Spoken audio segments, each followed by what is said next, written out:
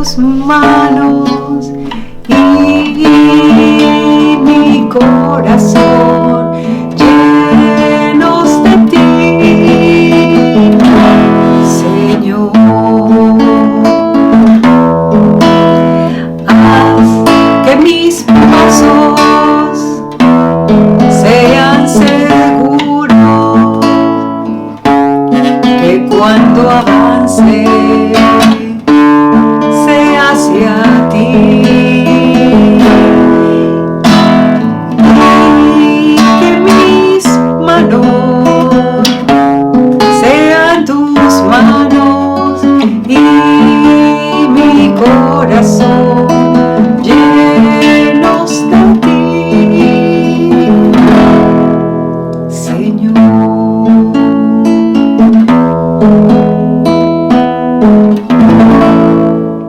Chers frères et chères sœurs, en ce temps, que découvrez-vous de votre famille? Je vous partage quelques réactions qui me sont parvenues. Un qui dit, depuis qu'on vit ensemble à cause de la pandémie, je me rends compte qu'avant, on ne vivait pas ensemble. Réflexion. Un autre qui dit, depuis qu'on vit ensemble, dans ce temps de pandémie, sans se quitter, et depuis qu'on mange ensemble, mais en n'allant pas au plus pressé, en prenant le temps d'échanger autour de la table, il y a des choses que je découvre de ma femme, il y a des choses que je découvre de mon mari, il y a des choses que je découvre de mes enfants que j'avais pas vues avant. On se connaît mieux. Quand vous revoyez votre expérience, qu'avez-vous découvert sur votre famille? Comment connaissez-vous votre famille? Et peut-être en regardant devant, lorsque on sortira de la pandémie, même si on parle d'un nouveau normal, qu'est-ce que vous voudriez conserver dans votre vie familiale, que vous avez pu vivre, expérimenter, vérifier dans ce temps de pandémie? Qu'est-ce que vous voudriez conserver dans un futur, dans un nouveau normal?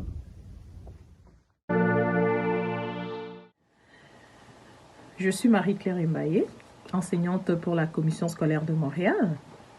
Ce moment des confinements m'a permis de découvrir les avantages du télétravail. Je suis moins stressée car je travaille dans un environnement qui me permet de concilier ma vie familiale et ma vie professionnelle. Avec un horaire de travail flexible, j'arrive à consacrer plus de temps à ma famille, mais aussi à mes détentes. J'ai un temps de travail tranquille, sans stress. Je n'ai nullement besoin de me presser pour aller traverser le pont ou me retrouver dans les embouteillages. Je fais tout à mon domicile et cela me fait gagner au moins 1h30 de voyage chaque jour. Cette façon de fonctionner me rend beaucoup plus efficace et plus productive. Tant que le travail est bien fait, j'ai un réel sentiment de liberté dans mon autonomie. Je me sens plutôt beaucoup plus valorisée par la confiance de mon employeur. C'est tellement agréable lorsque chaque matin, je m'installe confortablement devant mon ordinateur, assurée de passer une très belle journée de travail. Et que dirais-je du sommeil paisible dont je suis dorénavant bénéficiaire. En ce qui concerne mes étudiants, je les sens encore plus détendus, plus présents mentalement dans mes cours.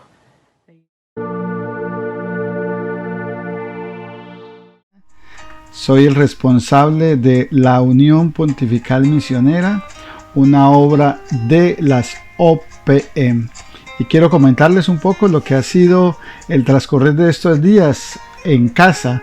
Ha sido una oportunidad muy importante, muy bonita para orar. He orado mucho, he estudiado mucho, he tenido la oportunidad de ver conferencias y algunos conferencistas que son de mis gustos y he tratado de seguirlos, aprovechar estos momentos. También quiero decirles que cada día es para mí muy importante nutrirme del humor, mantener el humor y sobre todo eso me ayuda para conservar una actitud muy positiva frente a esta situación de la cual yo estoy convencido que si seguimos las instrucciones y si seguimos las indicaciones que se nos están dando, pronto volveremos a estar de nuevo con la tranquilidad a la que estamos acostumbrados. Y sobre todo me ha ayudado mucho para entrar en contacto con amigos que hace días no tenía la oportunidad de saludar, para compartir con las personas con las que vivo en casa, y han sido momentos para acordarme que hay situaciones de las cuales yo no soy responsable, no tengo el control sobre ellas, y sencillamente hay unas situaciones en las que yo sencillamente hago lo posible para conservar y mantener una buena actitud. Hay cosas que yo puedo controlar, hay otras cosas que yo no puedo controlar. Así que, mis queridos amigos, los invito para que sigamos adelante uniéndonos, y de esta vamos a salir juntos. Bonjour, mon nom c'est Hala, je travaille au hall Notre-Dame. Je suis maman de 2 garçons, 14 et 12 ans. Pendant ce temps de confinement, on est tous ensemble, on essaye de profiter de ce moment en famille, mon mari, mes enfants, et on fait le plus qu'on peut en famille. Avant la pandémie, on avait chacun ses préoccupations, les enfants à l'école, moi au travail, mon mari au travail. Mais là, pendant ce confinement, on est tous ensemble, on essaye de vivre en famille et profiter de ce temps de confinement ensemble en famille.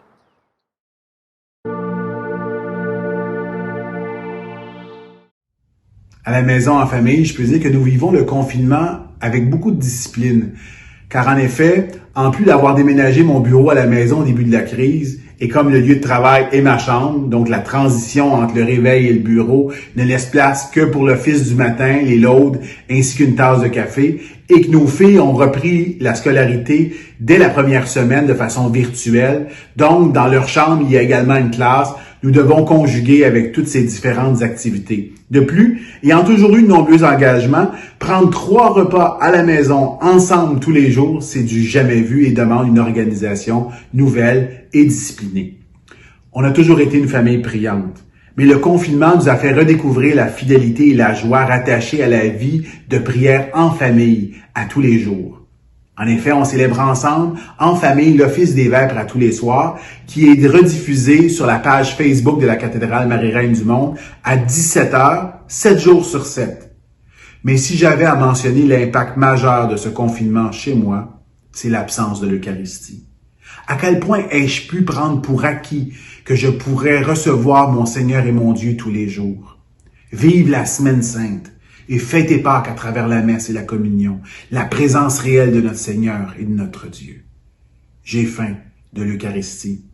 Je sais que Jésus est présent auprès de nous, mais j'ai besoin de soutenir ma foi, de goûter à la source et au sommet de toute vie chrétienne. Cette ascèse n'est pas vaine pour nous. On l'offre pour les malades, pour les défunts, pour ceux qui prennent soin des malades et des plus vulnérables, et pour toute l'Église, afin qu'à la fin de cette crise, nous redécouvrions à chaque coin de la ville des églises aux portes ouvertes où Dieu y a toujours été présent et qui nous permet de une rencontre personnelle avec Jésus-Christ. Soyez dans la joie et l'allégresse. Alléluia, parce que le Seigneur est vraiment ressuscité. Alléluia.